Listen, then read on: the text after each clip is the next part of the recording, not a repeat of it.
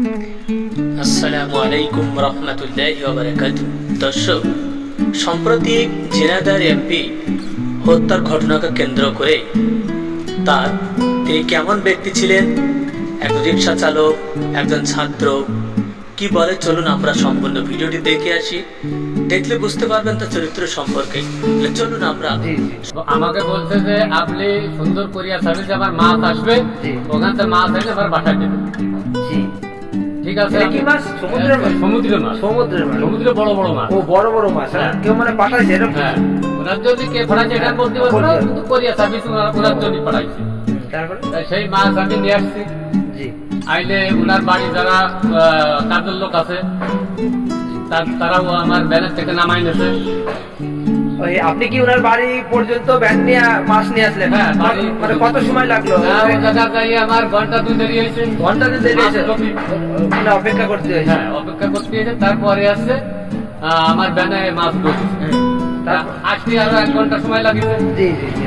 আসার পরে ওনার বাসায় আসছি, দারোয়ান গেট খুলে দিয়েছে। গেট খুলে দেওয়ার পরে ভিতরে ঢুকেছি। ঢোকার পরে ওনার বাড়ি যে কাজের লোক যে লোকই হোক, জি জি, মাছটা নিয়ে গেছে। নিয়ে যাওয়ার পরে আমি ওখানে আরো 1-1.5 ঘন্টা ব্যানে পরেই বসা। 1-1.5 ঘন্টা ব্যানে পরে বসা। বসা পরে এখন আমি তো অপেক্ষা করছি আমার টাকা দেবে, ব্যান ভাড়া দিয়ে আমার ভাড়ার ব্যান আমার টাকা দেবে, ব্যান ভাড়া দেবে। এই করে তোমার খাতি এতে আছে ডেলি রুজি রোজগারের ব্যবস্থা আল্লাহ পাক করে। এখন উনি 2-3 ঘন্টা আমারে নিয়ে সময় ব্যয় করে লাস্টে মাল নিয়ে আসছে, মাছ ধরে নিয়েছে, অথচ আমার টাকা দিনে আমি বসেই আছি, বসে রয়েছে। খোঁজ খবরই নি নাই যে ব্যানে মাল নিয়ে আসছে, মাছটা আমি উঠে নিলাম, কিন্তু টাকা যে দেবো এরকম কেউ খোঁজ খবর নিয়ে বাসার থেকে নি নাই, কেউ নেই। তারপরে আমি 2-3 ঘন্টা অপেক্ষা করার পরে আমি নিজেই উনার বাসায় দোতলায় গেছি। দোতলায় যাইয়ে উনার দরজায় লক করছি। লক করার পরে উনার ওয়াইফ বের হয়েছে।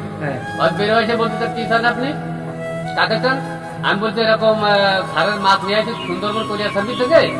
তা আসার পরে ভিতরে আসার পরে মাছ আপনার লোকে উঠে নিয়েছে, আমার ব্যানে করতে নিয়ে আসছে।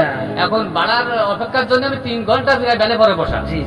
তা কোনো ভাড়া মতো আমি এখন পাই নাই। যেহেতু আমি যদি একটা ভাড়া নিয়ে 3-4 ঘন্টা ব্যানে পরে বসে থাকি, তাহলে আমার তো সময় চলে যাবে, আর আমার ইনকাম করতে হবে।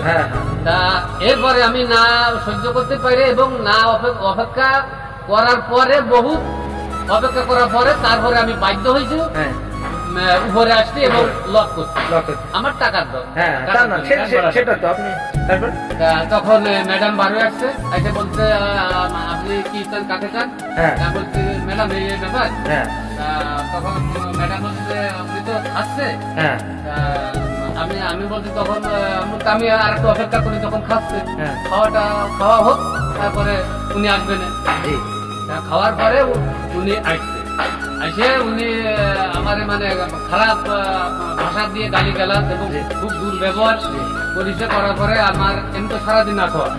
আর তখন ওনার ব্যবহার শুনে আমার চোখ অলরেডি পানি চলে যায়। হ্যাঁ, যে আমার সাথে কি ব্যবহারটা করলো, আমি তো তার উপকার করেছি। আপনাকে বলে থাবা মারিয়েছিল? হ্যাঁ, সে তো পরে বলবো। তখন ওই আমি দাঁড়াই রয়েছি, তা উনি আমাকে 2-3 থাবা মেরে গান ডাক্তার দিয়ে বের করে কি বলে টাকা হবে না। মানে আপনার পরে খেপে গেছে, মানে আপনি বারবার উত্তেজনা হয়ে গেছে আপনাকে সম্মানীয় ব্যক্তি, যার জন্য আমার উনি বের হয়েছে 2 থাবা দিয়ে গান ডাক্তার দিয়ে বের করে। তারপরে আমি চলে গেছি টাকার ভাই। এই নিয়ে তাই না?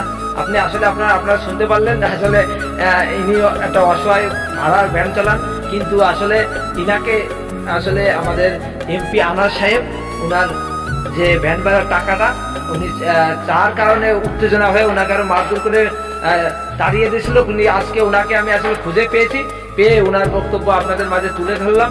আপনারা ওনার জন্য দোয়া করবেন এবং উনি খুব গরিব মানুষ।